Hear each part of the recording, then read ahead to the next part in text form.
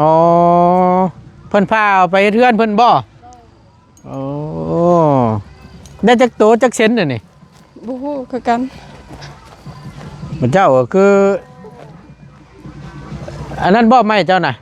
เพิ่นเอาให้บ่หรือว่าจังได เพิ่นมาให้ เพิ่นเอามาให้ โดย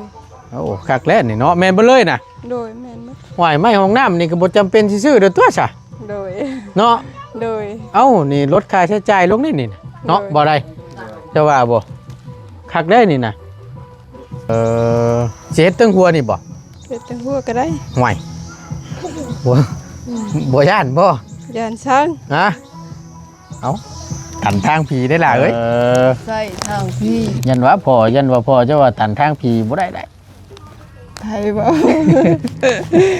ได้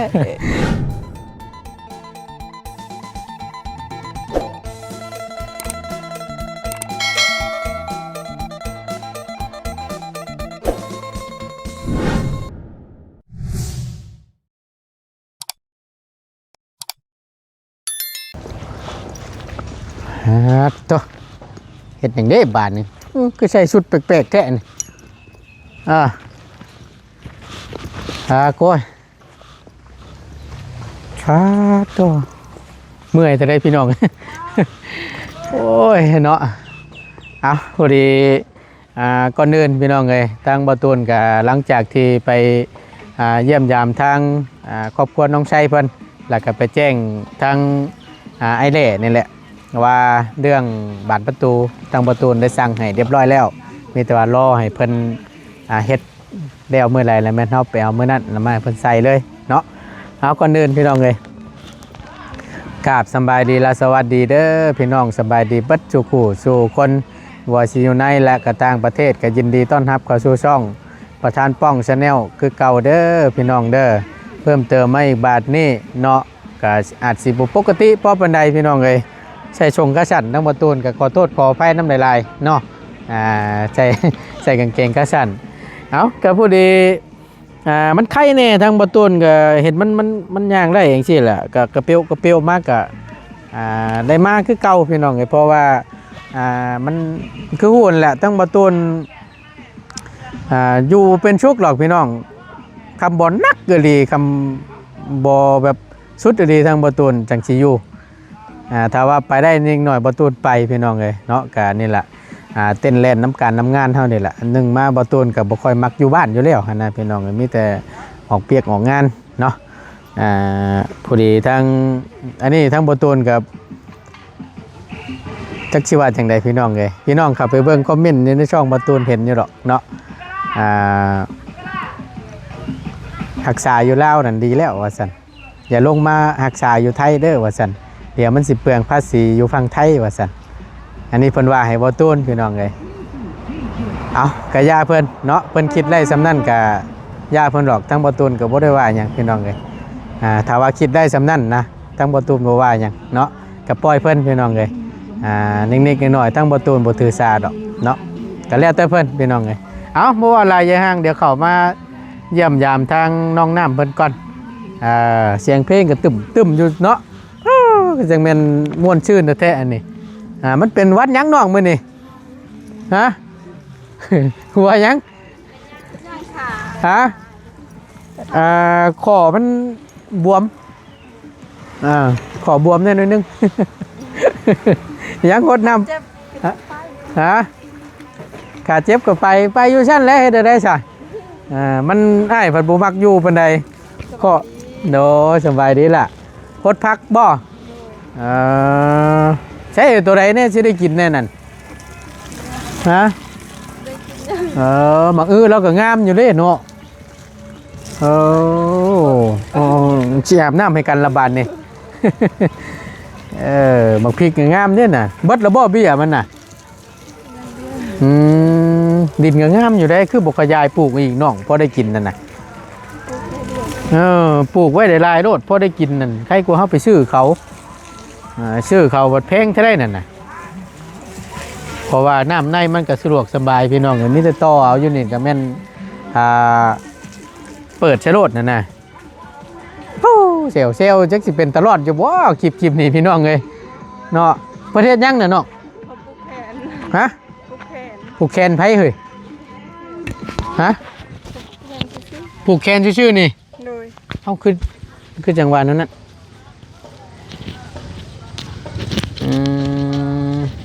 ผูกแขนให้อยู่ดีมีแห้งนี่ โดย ตาย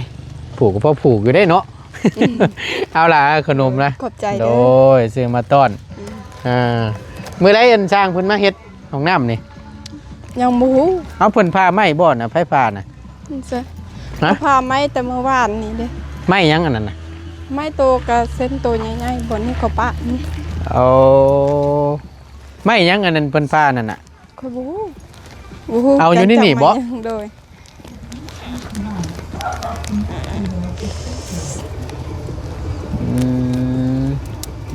อันนี้จงไว้ยังฮูมันนี่ไว้กับลักไก่บ่พอไก่ย่างลงเลยตกลงนี่บ่ บ่ไกลบ่ได้ลักบ่ได้ ฮะ ตกเอ้า เอ้าคือบ่ปิดไว้ซั่นเดี๋ยวว่าไว้เด็กน้อยนั่งดินบ่จักนั่น เด็กน้อยบ่ลิ้นดอกไผไผ เอ้า จักตกอยู่ ยันว้าเนาะ อ๋อเพิ่นพาบ่นี่น่ะเพิ่นจ้างให้เพิ่นพาเท่าไรนี่ล่ะ เพิ่นพาเพิ่นเอาดิ ทำพาเองแล้วพอเราจะเห็น แม่นบ่อ๋อเพิ่นพาเอาไปเทือนเพิ่นบ่โอ้ได้จักโตจักเซนน่ะนี่ บ่ฮู้คือกัน มันเจ้าก็คือ อันนั้นบ่ไม้เจ้าน่ะ โดย ไม่เฮาไม่มันไม่ตู้ทันพวงอะไรเสียแล้วแล้วเราให้เฮา เออใช้มาเบิ่งมึงดูฮะ แต่เฮามีเงินมีคำก็ให้เขานั้น ไม่อันที่ว่าอัน เจ้านั่นก็ได้นี่ พอจะเว่ามื้อนั้นเห็นบ่ล่ะ ใส่ อันที่ว่าอันนั้นเฮือนหลังนี้บ่ โดยเฮือนลางโตเพิ่นเสีย อ๋อเออ เบาจันได้เคยมาเยี่ยมกับเบาลี่ บ่ โดย เออบัดนี้แหละเพิ่นเอาให้บ่หรือว่าจังได เพิ่นมาให้ เพิ่นเอามาให้ โดย โอ้คักแล้วนี่เนาะแม่นบ่เลยน่ะ โดยแม่นบ่ หวายไม้ห้องน้ำนี่ก็บ่จำเป็นสิซื้อเด้อตัวซะ โดย เนาะ โดย เอ้านี่ลดค่าใช้จ่ายลงนี่นี่น่ะเนาะ เลย บ่ได้จะว่าบ่คักได้นี่น่ะจักเม็ดนี่ตัวนี้ บู ไปมาละ 3เม็ดบ่ได้ฮอดบ่3เม็ดเนาะข่อยว่าสิอยู่ประมาณนี้ข่อย น้าดักเด้อน่ะนะ 3เม็ดปลายพุ่นบ่จัก เนี่ยตา ไม่48นี่โอ้ห้องน้ำนี่ผู้ดีเลยบ่จักอันนี่เดืออีกเนาะ โดย แม่ว่า เฮ็ดเฮือนครัว เฮ็ดเฮือนครัว โดย เสร็จทั้งใดเฮือนครัวน่ะ บ่อนใดก็ได้คันมีเงิน ฮะ บ่อนใดก็ได้ บ่ใดก็ได้ โดย ถ้ามีเงินนั่นได้ โดย สิเฮ็ดทั้งครัวนี่บ่ เฮ็ดแต่หัวก็ได้ ห่วยบ่บ่ย่านบ่ ยานช้าง ฮะเอากันทางผีได้ล่ะเอ้ย ใส่ทางพี่ เอา ไผเว้า เอาเฮ็ดเพื่อนครัวอะไรห้องน้ำตันทางผีได้ ดีใส่ ฮะ เฮ็ดได้ ได้อยู่บ่ โดย เอายันหวาเนาะ บ่ ยัน สรุปแล้วได้เนาะ โดย ยันหวาพอยันว่าพอเจ้าว่าตันทางผีบ่ได้ได้ ไผเว้าเฮ็ดได้ โอ้ยเนาะ เอาที่ว่าผู้ใหญ่เพิ่นจะเฮ็ดให้ตอนนั้นได้ซะ แบบเพิ่นบ่ฮู้แบบเขาเว้านะ ฮะ ก็คงฮู้กัน บ่คือกัน โดย บ่ได้พอเจ้าว่ายันตันทางผีว่าซั่น ดีใส่ตันทางพี่ เอาเห็นผู้ใหญ่เพิ่นนี่ล่ะพี่น้องเอ้ยทั้งบ่เสียงบ่ช่วงน่ะบ่ได้แม่นบ่ผู้ใหญ่เพิ่นว่าอยากเฮ็ดเรือนครัวและห้องน้ำให้อันเด้ล่ะ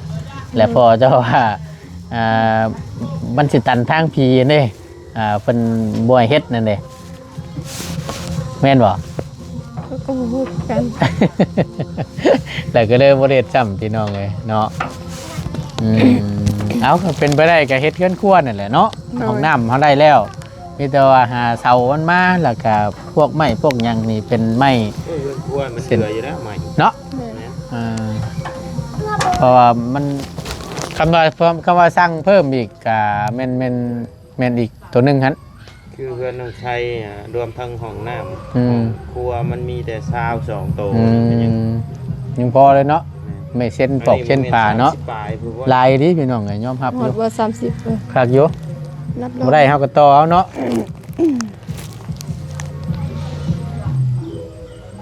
มันยังเฮ้ยนะ ไม่ใช่ คือเห็นแล้วมันสะดุดตามันยังนั่นน่ะ ไม่ใช่ หันหน้าเนมไปไกลแท้นี่น้ำดักนี่ เด็กน้อยลิ้นนะ บ่ได้เฮ็ดหยังบ่ น้อย ห่วย นึกว่าห่วยเห็นเดี๋ยวนี้เนี่ยนึกว่าแต่งแก้เนาะบ่ได้เนาะ บ่ อันน่ะพี่น้องเอ้ยน้ำลักน่ะเห็นบ่อยู่ในลักน่ะอันนี้นั่นแหละน้องเจ้าบ่เป็นคนเฮ็ดน่ะ น้อย เอ่ น้องลิ้นเด้เขา ฮะ ลิ้นเด็กน้อยลิ้นหมู่บ้าน อืมเอ้าไผมานั่นน่ะไผเพิ่นคุยหยังล่ะ บ่เขาสิคุยลิ้นม่วนซื่อ จักสิเป็นจังไดพี่น้องไอ้คลิปนี้ก็ได้เสียงเพลงตึมๆอยู่เพิ่นกินแต่เช้าเพิ่นบ่ ๆโดยเขาปูแขนแต่เสาร์ อ๋ นี่ อโอ้ยเขาว่าจังซั่นแหละบ่กล้าบอกเพิ่นปิดเลยพี่น้องกำลังไล่เนาะกำลังได้ที่อยู่ไปบอกเพิ่นปิดเพลงเนี่ยเอาอีก บ่ แล้ว หายแล้วเขากำลังม่วนอยู่ กำลังได้ที่ซ้ำเพราะเข้าใจอยู่อันนี้น่ะความม่วนความชื่นเนาะ โดย บ่เข้าไผออกไผได้คือว่าแหล้วเดี๋ยวผิวมันได้เด้อโยช่างให้เพิ่นปิดเพลงนี่เพลงแน่เนาะบ่ได้ ได้ยังกินแรงมื้อนี่ กินว่าสิกินมีบ่าวเสียงให้ ต้มเม โดย บ่ได้ไปหาหน่อไม้บ่เนาะ เมื่อแต่กนมันเมื่อแต่กนมันเมื่อแต่ปลูกมันกินนี่ไปหาแต่พักซื้อๆกิน ปลูก กินตอนเที่ยง ปลูกมันเจ้าเองบ่ โดย อ๋อ ส้มแซมไม้ตัวตายนะ บ่ โดย มันหยังเด้สิแขกรถ มีโยงเย็นก็มีมัน โธ่กินฮอดเด้อพี่น้องเอ้ยสมัยตะกี้เนาะ โอ้ยเพลงเลย มันหยังอะน่ะ ค่าน้ำเส้น79 ค่าน้ำมันชื่อนะ แม่นเมื่อนั้นคือว่า25คือไหวลีคน เอามื้อนี้ เอา คือ เดือนนี่ เดือนนี้คือจะมาเพลงแท้ ค่อยก็บ่ฮู้คือกัน แต่ละเดือนน่ะเสียเท่าไหร่น่ะ แต่ละเดือนเฮาเสีย25 30ประมาณนั้น สูงสุด โดยสูงสุดเพลง30 ป้าจดผิดละมั้งฉัน บ่ฮู้ แสน79ฉันบ่ แม่น ป้าเกือบ2แสน หรือว่าเดือนที่ผ่านมานั่นอันนั้นบ่ โดย เพิ่นดินสงกรารมันฮ้อนบ่จักใช้น้ำลาย ไม่ได้เรียนสงกรานต์ แม่นใช่บ่ โดย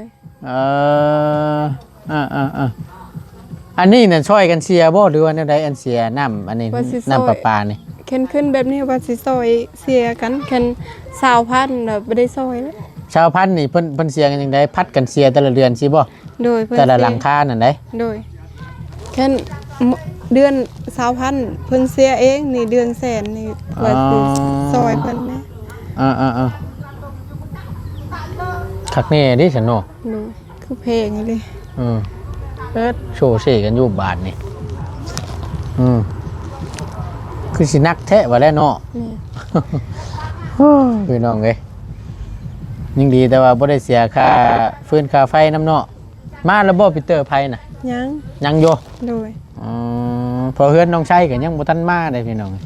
หรือว่าทั้งอันกองโตนใหญ่เพิ่นยังบ่ทันได้อนุมัติออกมาให้บ่หรือว่าจังไดเนาะยังบ่เห็นนะก็มันนี่นะ น้องใส่ก็ยังบ่ทันมี แม่น หนู ยัง คือ ยังบ่เห็น แท้ก็คิดว่าเฮือนน้องใส่ได้แล้ว ยังอยู่ให้สังเกตมึงอยู่กับบ่พอนะก็มันนี่ โดย เอาขึ้นมาฮอดจอดถึงเป็นที่เรียบร้อยพี่น้องเอ้ยก็อยู่เฮือนน้องน้ำเพิ่นอยู่บ้านสกีพี่น้อยเนาะเมืองเซโปนแขวงสวรรณเขตเฮาก็เดินทางขึ้นมา3คนเบาเสียงเบาตุนขึ้นมานำเบาเสียงพี่น้องเอ้ยแล้วก็เบาได้สายลุยเฮาคือเก่าเนาะที่แรกตั้งเบาตุนว่าสิบ่ได้ขึ้นมาดอกผู้ดีคิดไปคิดมาโลดทางไอ้ช่างเพิ่นก็ว่าเรื่องบานประตูนี่แหละเพราะว่าประตูว่าสิโทรช่างเอาล่วงหน้าแต่ว่าประตูหาเบอร์บ่พอพี่น้องเอ้ยหาเบอร์ใบบินที่ประตูสั่งบานประตูให้น้องน้ำนี่แหละเพื่อนน้องน้ำนี่แหละประตูจำได้อยู่บินตัวนั้นนะ หาเบอร์เพิ่นบ่พอบัดนี้ก็เลยถ้าว่าบ่ต้นถ้าขึ้นมาวันที่5 6นี่ยันว่าสร้างเพิ่นนี่สิเลาะเพื่อว่าทางบ่ต้นสั่งให้เพิ่นเฮ็ดพิเศษแน่หน่อยนึงเพื่อเพิ่นสิเฮ็ดนั่นน่ะพี่น้องเอ้ยทางบ่ต้นก็ได้ตัดสินใจเอ้าขึ้นมามื้อนี้มาสั่งเรียบร้อยแล้วมันพอไปได้เฮาก็ไปนะพี่น้องเอ้ยก็คือว่าเนี่ยบ่อยากอยู่ซื่อๆทางบ่ต้นก็ได้ทูไทยไปนี่แหละเป็นจังใดก็แม่นนี่ละให้บ่ไล่ใส่ลุยและชมไป ให้บ่ไล่ออกไง ให้บ่ไล่อองเอาแต่ว่ามันนักแห้งก็ได้เนาะแต่ก็ไข้ในแล้วพี่น้อยกินพืชกินยานี่ก็ป๊าปิเดี๋ยวว่าไล่ถ้าเบิ่งด้วยบ่แรงนี่เจ้าสิตกใจ ไล่แห้งเลยเพิ่นเอามาให้กินนั่น3-4 ชุดโอ้มีแต่ชุดละ2 มิตร2 มิตรวะ ก็เขาอีกกิน แม่นครั้งหนึงนั่น7-8 มิตรกินแต่ละเทื่อน่ะ เอ้ย เกือบหมด10วะจักสิว่าจังได๋ซะ อดเอา ให้ รถ มัน เน่า เศร้า แล้ว ไปไว้ โดยใครแน่หนูนึงพี่น้องเลยแต่ก็ยังบวมอยู่เนาะยังบวมเลยล่ะแม่นบ่เล่นช็อตพี่ได้นี่ เรื่องนี้บ่ได้ปู บ่เป็นเบิ่งนี่ปกติเมื่อวานนี้เหลื่อมแรงคือลูกตำดึงนี่ขอ มันขึ้นแล้วแบบมา ฮะ มันขึ้นฮอดพี่เลย ช่วงนี้เนี่ยบ่เป็นหยังมันขึ้น มันสิตึงในช่วงนี้ลงนี้ เนาะ เพราะว่ามันรับน้ำหนักเท่านี้ก็ช่วยเจ็บมาน่ะก็นอนบ่ได้เลยพี่น้องคือว่าต้นว่าแหละบ่ไหวแฮงนั่นแหละมันไข้แน่กินหืดกินยาใช้หืดใช้ยาแล้วก็โอเคละก็คอยรักษาไปเนาะคำหน้าบาทเนี่ยคำไว้อยู่อากาศเพิ่นแล้วบ่ซะทั้งช่างอันพอน้องหลาน้อยเพิ่นเฮ็ดห้องน้ำน้องน้อย แล้ว ด้วย แล้วเพิ่นมาเริ่มเฮ็ดอยู่เพื่อนเจ้านี่เมื่อใด มือนั่นเรามาเบิ่งว่าสิทาลุงนวดก่อนทาลุงนวดขึ้นก่อน ถ้าลุงหนวดขึ้นมาก่อน ด้วย เพราะว่านี่ค่าค่าช่างค่านู่นนี่นั่นก็แม่นทั้งลุงหนวดพี่น้องเลยเฮ็ดห้องน้ำเพื่อนน้องน้ำในชุดนี้แต่ทั้งบ่ตูนก็บ่มีในส่วนสมทบพี่น้องเลยเนาะเฮ็ดแต่ก็คือสิพ่อบ่ได้เนาะ ด้วย บานประตูบงเกาะบงกบก็ได้เบิดแล้วเป็นของทางบ่อเสียงปูนน้ำแน่บล็อกก็ได้แล้วแห่ทรายเนาะ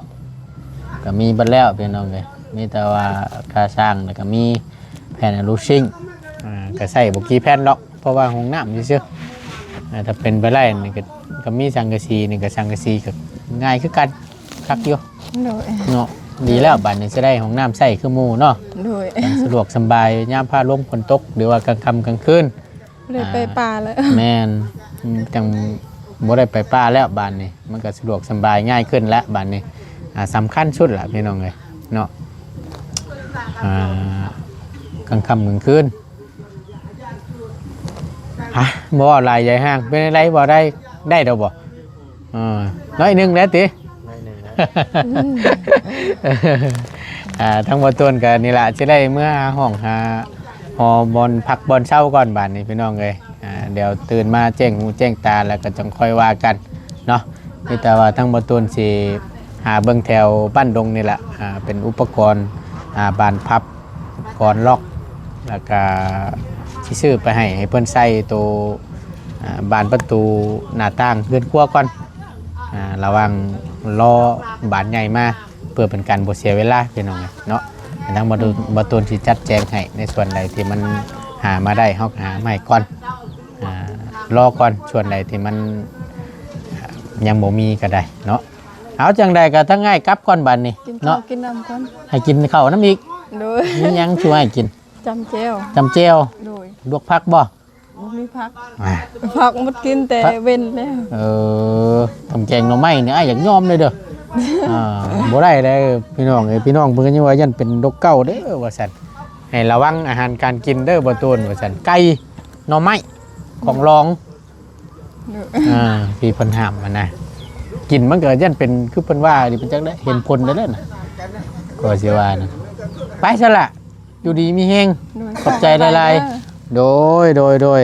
มีแต่ว่ามือใหม่พุ่นละแจ้งหูแจ้งตาเราจังว่ากันอีกเทื่อนึงเนาะ โดย ไปสำบายดีพี่น้องกัน สบายดี โดยขอบคุญขอบคุณหลายๆพี่น้องที่เข้ามาเป็นกำลังให้ใจและติดตามรับชมคลิปโดยประกาศโฆษณาเนาะสำหรับคลิปนี้ประตูนจบลงไปเพียงสำนี้ก่อนบอลพักบอลเช้าก่อนเดี๋ยวมันจะคำสีมืดเนาะอยู่ดีมีแห้งพี่น้องสำบายดีเด้อพี่น้องเด้อไป